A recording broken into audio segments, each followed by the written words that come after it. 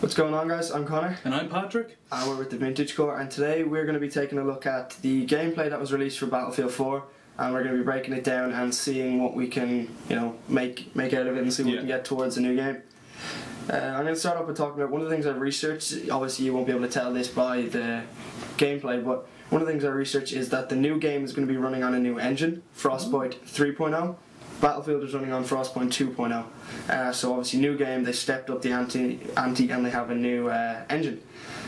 One of the things people are concerned about though is issues, because like bugs and stuff like that, because in Battlefield at the start there was a lot of bugs, and still to this day they haven't fixed some of the bugs. That was a big kind of thing. Exactly. So one of the things people are worried about is with the new game engine, is it going to be the same shit again? Is it going to be like, oh, new game out, every week there's an update to fix bugs, and you're spending most of your time updating the game and not playing? Yeah. So that's one thing people are like a bit worried about. But they've given themselves a lot more time. Like last time it was the beta was released a lot closer to the actual game release. Exactly. So I suppose like they've given themselves like a good chunk though. They're like, okay, these are the main issues. We can sort them before the game is actually out, which is good. It's good that they've thought exactly. So I've a bit of faith in them in this. It's a new engine, so it'll be a new game, and they've given themselves a good bit of time. So I'd say they will be able to sort out most of the bugs before the actual release of the game. Just a bit about the engine. It's built on like 3 principles, or pillars as they call them. It's supposed to be human-like, dramatic, and believable. That just sounds like they've thought. Yeah, exactly. So they've even just to hear this in a game, the game's going to be human-like, dramatic, and believable. Yeah. That straight up just sounds good. Like you want a game to be those kind of qualities. And the game is built around a few pillars as well. The game's pillars it was built on is quality, innovation, and passion. So again, they want Battlefield to succeed. Battlefield are known for their quality. Battlefield 3 was amazing. It was. Innovation, they want to step up from Battlefield 3, and passion. They have a passion for making these games, which is good. So the engine is going to play a huge part in this game. It'll be the difference between is it the exact same as Battlefield 3 or is it the next level up, which it should be.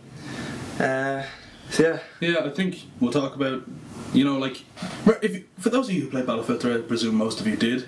In Battlefield 3 it was like the US, these good guys versus the bad guys. Whoever they were, like these terrorists. These unknown terrorists. Unknown. We don't know. We're not naming anyone. Yeah, we don't know where they're from. We don't know like who they work for or whatever. But they're unknown terrorists versus the US. In this, there's a lot more like depth. They've really thought about it. They've really thought about like today, like what it's like today. So it's like China, the US, and Russia. And these are like main cores. Like like it'd be like China versus the US or whatever. Like it's not just these unknown terrorists in the US. And that goes towards the realistic, the Frostbite thing. It wants to be believable. So like it's going to be believable if there's more of a like a 3-dimensional aspect where there's different. There's not just the one team against the one team. Yeah, it makes there's different aspects. Yeah. But in saying that, that's one thing that we haven't seen this in the trailer yet because there has been no multiplayer released. But the fact that there is 3 teams leads me, well not teams, but nations, factions, whatever you want to call them, leads me to believe that there is going to be some sort of, when they had it in the Call of Duty series, whereas there's like, they had it in Battlefield 3 actually, there's 4 teams, but this leads me to believe there could be a team-based game, like a large team-based game, where it would be the 3 factions against each other instead of like a 2-way thing. It would be 3 kind of like a large so like a 3-way capture the flag. Something like that, and it would be you're either China, US, or Russia. That'd be interesting. It'd be interesting game mechanics because it'd be interesting to see how they'd like fit it in, because it'd be so like bum rushy and like there'd be so many like, I suppose again realistic. That's what they want. Would make a lot more sense if they did put it in. So, but that's I have no idea. I'm just speculating there but it would be a good thing, and it would also lead it would be like you said, it would be bum rushy, and there's a lot of vehicles in this game. Vehicles, huge part.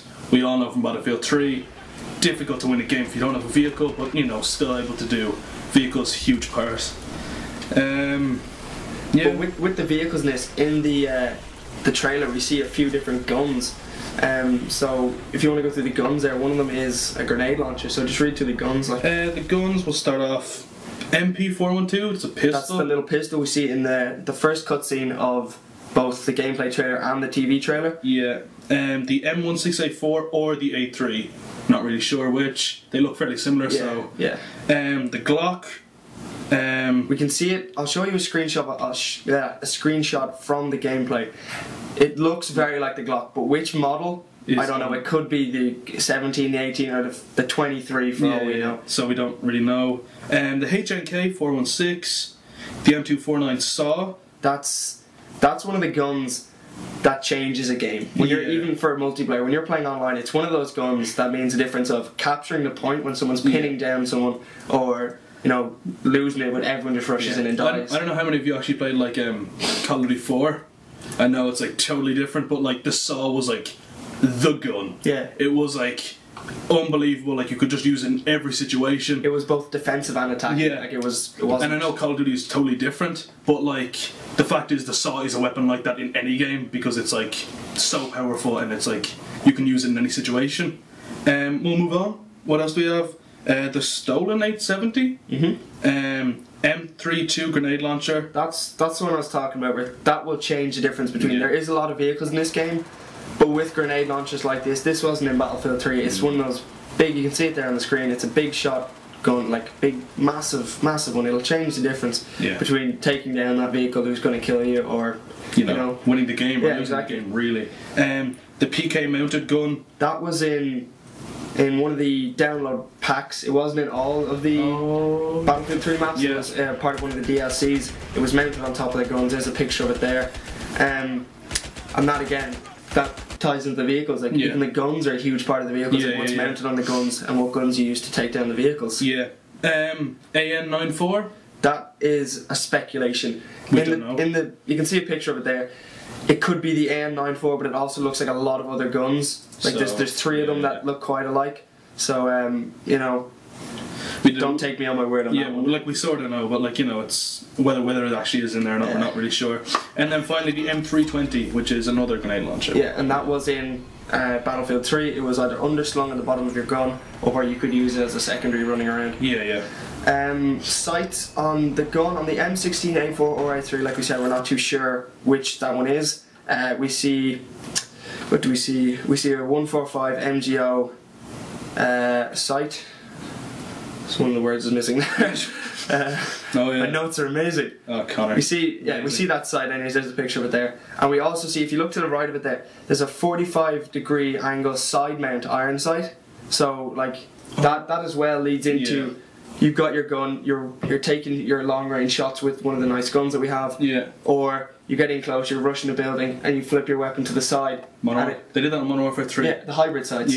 So it brings a whole new aspect where you can also play the rushing game where you pop into a building, you change your gun and you're taking them out. Or you're staying back and either providing cover fire or taking out other people. That was one of the things I actually kind of liked about Modern Warfare 3. Pretty bad game, all in all. But they brought in a lot of stuff that kind of made like they were thinking, like especially that hybrid sight made a load of sense, and especially like the guns that you could put it on, it was just perfect. Like it did work. It worked really well. One of the other things, guys, is target spotting. I don't know if any of you played Battlefield 3, and do you remember the start button on your controller? You could, if you saw someone, you saw a helicopter or anything like that, you could press that. Select, that's what it was. Select starts the menu.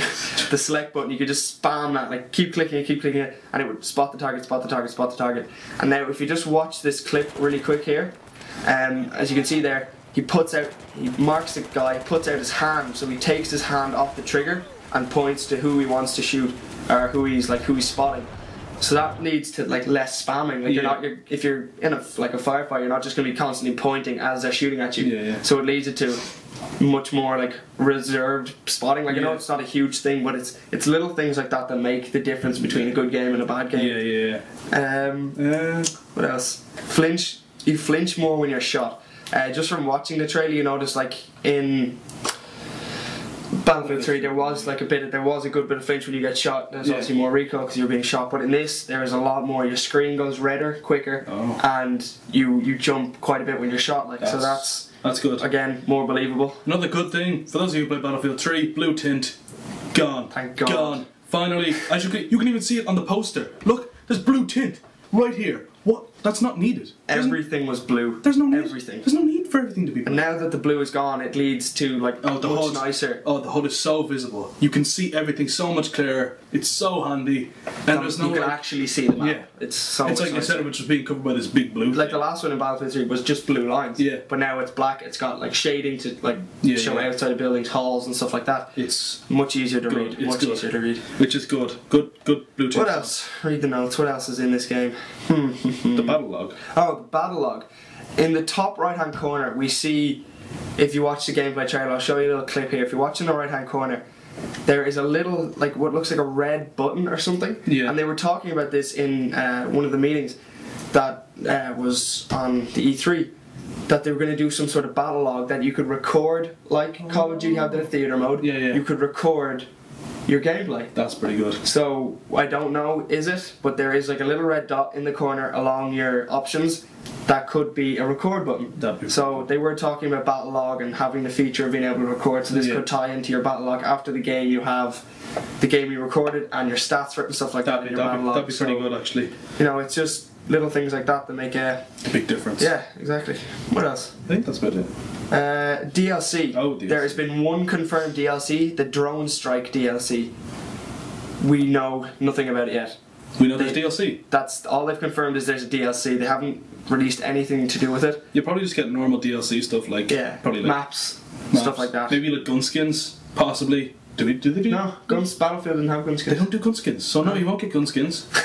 For those of you who are excited, no, you won't. You won't get gun skins. One of the questions is, are you going to be able to get it? How much is it? And stuff like that. They haven't released anything, but speculation is, do you remember at the end of Battlefield 3 there was, just as Battlefield 3 was starting to kind of die, they had premium. Yes. And you got loads of new shit. Yeah. And that boosted sales of tons. So people are thinking either you can buy the DLC straight out when it comes out. Kind of like the season pass. Like season pass something like that. Season pass kind of thing. As soon as the game comes out you can buy it straight away. Or they're going to leave it a while and you can either buy it a few months later or if you have premium, you could buy the game and premium and you can get the DLC straight away, or you can wait a few months and buy it. So that's another thing. People are like, oh, is premium coming back? Sorry about that, guys. The battery on the camera died, so... what are we talking about? Premium. Premium. So a lot of people are wondering, is premium going to come back? Are you going to have this feature of being able to get a lot of things ahead of people who only have the season pass or are buying DLCs? It's kind of like Call of Duty Elite. Like, you know, like exactly. if you subscribe to Call of Duty Elite, you got all these like DLCs free, and you got them like, I don't think you got them before everyone else, but they were definitely free. Yeah. But like, another thing people are asking is how to get the beta. The beta, I think there's 3 ways of doing this. Yeah. You can either have the Medal of Honor.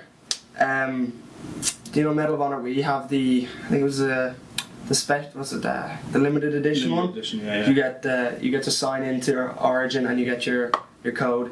Battlefield 3 premium members can download it, and as well if you go into Origin you can buy. I think you can buy into it kind of thing. There's stuff like that. I think that is nearly. I think that's nearly us done. I think so. Graphics is one thing I just want to mention. From looking at this, have a look at this little clip here. You can see the guy reloads his gun, right? And when he takes the magazine out, he has a look at it, and you can actually see the magazine is empty. And when he puts it back in, there are still no bullets in the gun. So it's not like in Call of Duty, he takes out his mag, looks at it, and reloads. And the one he takes out is supposedly empty, but there's still bullets in it. I know it's not a huge thing, but it's just to show it's like the effort and the graphics those that are going into this. And they're just like those little things that show that they're actually really trying to make you feel so involved in the game. Yeah. So there's another spot in the trailer where the guy's walking and he steps over grass, long grass, and the grass like moves as he steps. Stuff like this. It's just amazing to see what they've done, the amount of detail that has gone into this.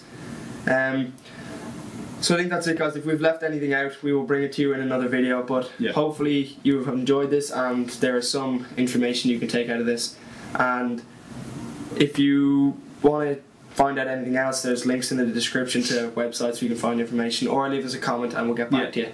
So I'm Conor, guys. And I'm Patrick. And that was our video. See you next time. See you then. Bye. Bye.